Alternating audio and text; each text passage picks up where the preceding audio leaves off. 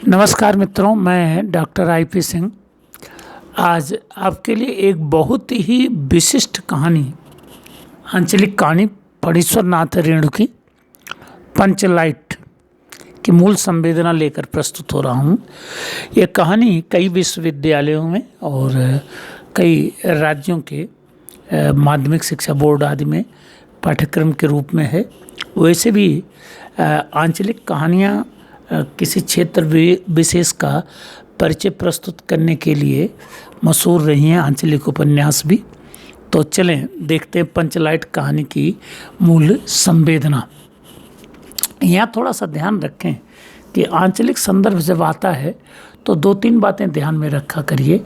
एक तो ये कि आंचलिक कहानियों के मूल में आज़ादी से जुड़ी हुई वो कल्पनाएं थी, मनोरम कल्पनाएं जो पिछड़े हुए दूर दराज के क्षेत्र के लोगों ने देखी थी। उनको लगा था कि अपने चाचा नेहरू की सरकार है, इसलिए अब उनका सर्वांगीण विकास होगा। इसीलिए वहाँ के रचनाकारों ने अपने क्षेत्र की विशेषताओं और विसंगतियों को एक जीवन शैली के रूप में प्रस्तुत किया था। उसके लिए उन्होंने स्थानीय शब्दों को लिया था, उसके लिए उन्होंने जो स्थानीय गीत थे उनको प्रस्तुत किया था। फिर भी स्थानीयता का प्रभाव, चाहे स्थानीय प्रभाव चाहे जितना रहा हो, रचना आंचलिक जो रही हैं वो हिंदी साहित्य की अपनी धरोहर है और ये कहानी भी उसी दृष्टि से देखी जा सकती है।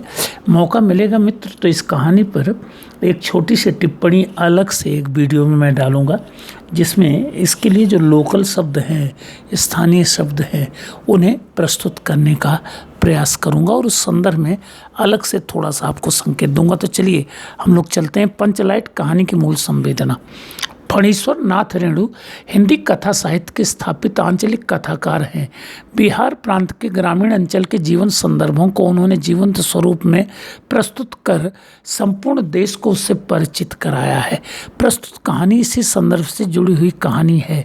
यह कहानी 1950 से 60 के मध्य सृजित मानी गई है, जो ठुमरी शीर्षक कहानी संग्रह है, जिसका प्रकाशन वर्ष 2017 है कि 9 कहानियों के अंतर्गत संकलित है। यह कहानी पेट्रोमिक्स अर्थात रात्रि में जलाए जाने वाले एक बड़े प्रकाश यंत्र को माध्यम बनाकर लिखी गई है। वस्तुतः आज़ादी मिलने के बाद देश की सभी जातियों या समाजों में आत्मनिर्भरता का जो भाव जगा, वही इस कहानी की पृष्ठभूमि निर्मित करता है। इसके कारण न केवल जातीयता का भाव जगा, बल्कि पारस्परिक स्पर्धा ने एक तरफ तो ईर्ष्या और देश के भाव को बढ़ावा दिया, तो दूसरी तरफ जातीय बंधनों को भी सशक्त कर दिया। लेकिन उससे भी बड़ा कहानी का केंद्रीय भाव यह है कि जातीय सम्मान की सुरक्षा और संरक्षा को सर्वोपरि मानकर बहुत ही व्यावहारिक दृष्टिकोण अपनाया जाने लगा। या नवयुवकों के सामने यह दृष्टांत प्रस्तुत किया गया कि योग्यता बड़ी से बड़ी भूल के लिए क्षमादान दिलवा सकती है। प्रसंगवश उल्लेखनीय है कि आंचलिक साहित्य के सृजन के मूल में एक प्रभावी तथ्य यह भी था कि अपने क्षेत्र विशेष की जीवन शैली का बहुआयामी चित्रण कर देश के अन्य क्षेत्र के लोगों को भी उससे परिचित कराया जाए। आज़ादी मिलने पर बिहार में भी जागरूकता की लहर विविध समाजों में प्रवाहित हुई। सभी अपनी अपनी पंचायत बनाकर अपनी अस्मिता की संरक्षा और सुरक्षा में जुट गए। एक तरफ आत्मनिर्भर बनने की ललक और दूसरी तरफ तथाकथित मानसिकता के चलते अगड़ों द्वारा पिछड़ों की उपलब्धि को नकारने की चेष्टा का जो जीवन दर्शन हमें उत्तराधिकार में मिला और जो आज हमारी समरसता के लिए अभिशाप बन गया है, उसका आरंभिक परिचय इस कहानी में प्रभावी ढंग से प्रस्तुत किया गया है। लेकिन लेखक इस तथ्य को भी विशिष्ट शैली में प्रस्तुत करता है कि विकास के इस आरंभिक चरण की यात्रा में सभी जागरूक थे और सभी का दृष्टिकोण व्यावहारिक या रचनाधर्मी था। तभी तो किंग कर्तव्य विमूढ़ावस्था में महतो टोली का पंचलाइट जलाने वाले गोधन को टोली का सरदार सभी बंदिशों से मुक्त करके 7 खून माफ की स्वीकृति देकर न केवल सिनेमा का गीत गाने की छूट देता है, बल्कि उसकी शिकायत करने वाली गुलरी काकी रात्रि के भोज पर अपने घर भी आमंत्रित करती है और इसी धरातल पर यह कहानी अनेक संभावनाओं को जन्म देकर विश्राम लेती है। आंचलिक कथा साहित्य की अनेकानेक विशिष्टताओं को समेटे हुए यह कहानी एक विशिष्ट रचना के रूप में स्थापित है। सौंदर्य बोध की इसमें अनेक मर्मस्पर्शी प्रस्तुति हुई है। योग्यता किस प्रकार व्यक्ति को सहसा विशिष्ट धरातल पर ला खड़ा करती है, उसकी जीवंत प्रस्तुति बन प्रस्तुत होने वाली इस कहानी के प्रतिपाद्य के कुछ प्रमुख बिंदुओं को इस प्रकार देखा जा सकता है। नंबर 1, आत्मनिर्भरता या अस्मिता की पहचान बनाने की ललक। आज़ादी मिलने के बाद बिहार से ही राष्ट्रकवि रामधारी सिंह दिनकर ने उद्घोष किया था कि सिंहासन खाली करो कि जनता आती है। जनता में आत्मनिर्भरता की एक आस जगी थी कि अब अपनों का शासन है और सभी को विकास के समान अवसर मिलेंगे।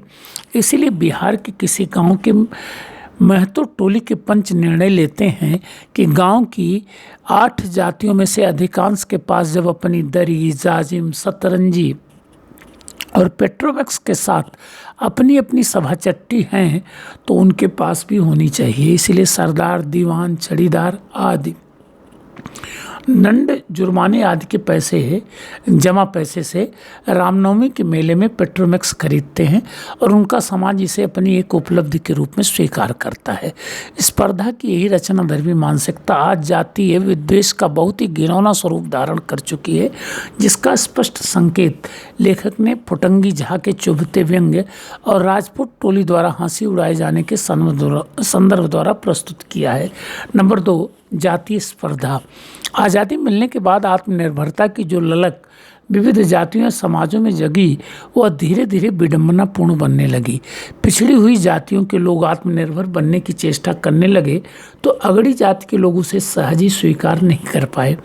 फलतः यह स्पर्धा न जाने कितनी विडंबनाओं की जननी बन गई, जो आज इस देश की सुख शांति के लिए एक ऐसा नासूर बन गई है जिसके दूरगामी परिणाम बहुत ही दुखद होंगे, यह सुनिश्चित है। इसके 2 पहलू दिखाए गए हैं। एक है फुटंगी झा द्वारा महतो टोली के पेट्रोमैक्स को लालटेन कहना और राजपूत टोली द्वारा उसके न जलने पर हंसी उड़ाया जाना, और दूसरा है यह पता लगने पर कि गोदन उसे जला सकता है, उसे पंचायत की सभी बंदिशों से मुक्ति देकर सलीमा के गीत गाने और 7 खून माफ़ की अनुमति देना। ध्यान रखें, लोकल भाषा में सिनेमा को सलीमा कहा गया है।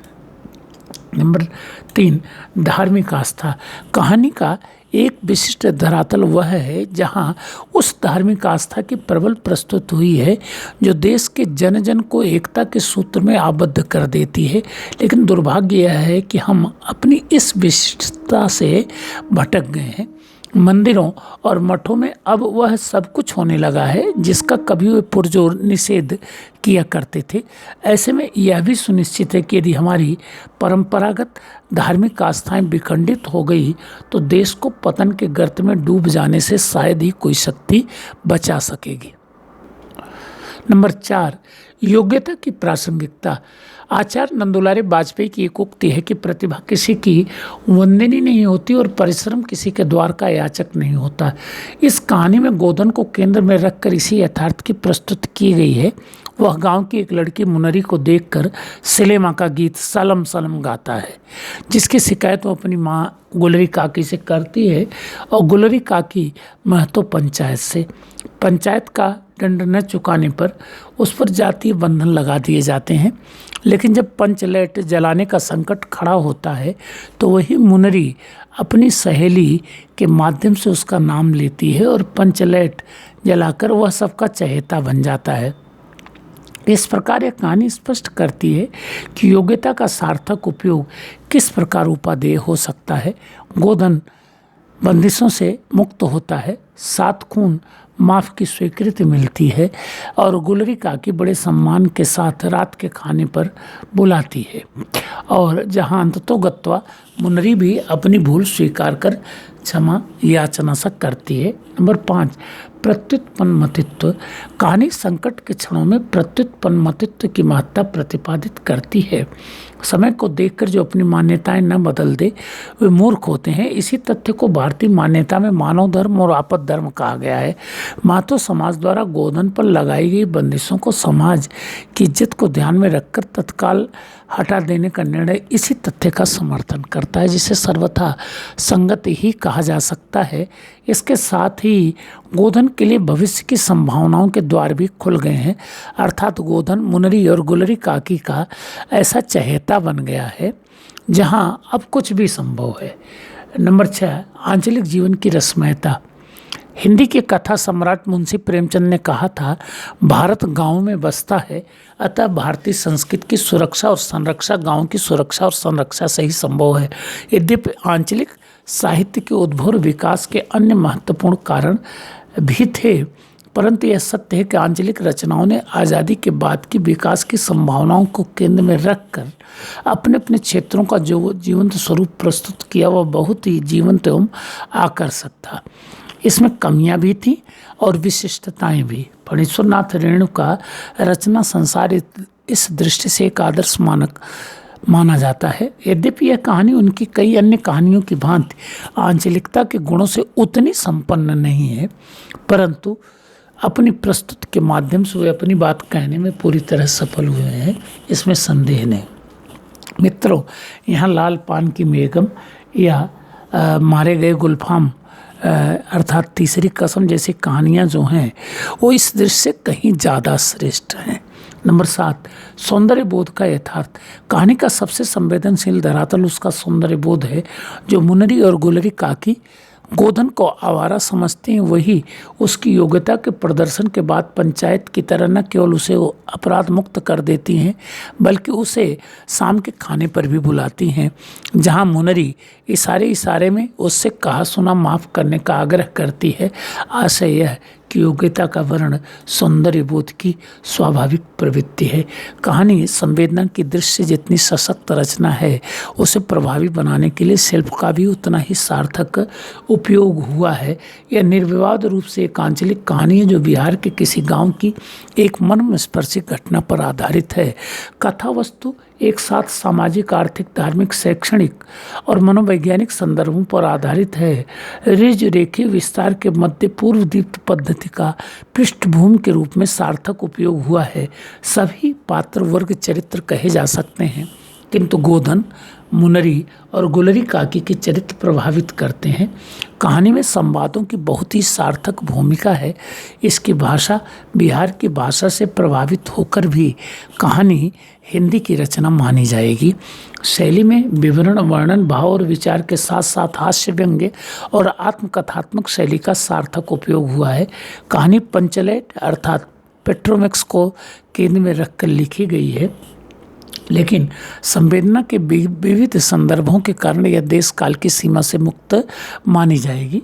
इसका मूल उद्देश्य आज़ादी की दहलीज पर जगे अस्मिता की पहचान बनाने की ललक को प्रस्तुत करने के साथ साथ सौंदर्य बोध, आंचलिक जीवन की रसमयता और प्रत्युत्पन्नमतित्व की सार्थकता का निदर्शन करना है, जिसमें रचनाकार पूरी तरह सफल हुआ है। इसीलिए यह कहानी केवल आंचलिक साहित्य नहीं बल्कि हिंदी साहित्य की अमर कृति के रूप में स्थापित है। अतः यह कहानी संवेदना और शिल्प की दृष्टि से एक सफल रचना मानी जा सकती है। मित्रों, आंचलिक कहानी का जो उद्देश्य था उसमें क्षेत्र विशेष की पहचान को उजागर करना था, जीवन शैली को उजागर करना था। 1960 और 70 के दशक में, जिसको मैंने अपने बचपन में जिया है, पेट्रोमैक्स एक सिंबल था जागरूकता का। कोई कार्यक्रम होता था रात में तो पेट्रोमैक्स मंगाए जाते थे, जलाए जाते थे। जिसके घर जितने पेट्रोमैक्स जलते थे उसके आयोजन, उस घर के आयोजन और उस घर का स्तर उतना ही ऊंचा माना जाता था। इसलिए पेट्रोमैक्स जलाने वाला भी अपने आप में एक विशिष्ट व्यक्तित्व होता था। और हम लोगों के बचपन में तो ये समझ लीजिए वो एक हीरो हुआ करता था। जब वो फूंक करके, जैसे इसमें गोधन ने जलाया है, जब पेट्रोमैक्स की लाइट को कम ज़्यादा करता था तो बड़ा आनंद आता था हम लोगों को, और हम लोग उसे एक बहुत महान व्यक्ति समझते थे। तो आपके सामने ये कहानी मैंने प्रस्तुत की। मौका मिला तो कुछ जो आंचलिक शब्द हैं उनकी चर्चा मैं मिनट 2 मिनट के वीडियो में करना चाहूँगा, लेकिन वो आगे की बात है। अगर वीडियो अच्छी लगे तो कृपया लाइक करें, सब्सक्राइब करें, अपने मित्रों को भी सूचित करें। वैसे उम्मीद है कि आपके लिए लाभप्रद सिद्ध होगी। Thank you.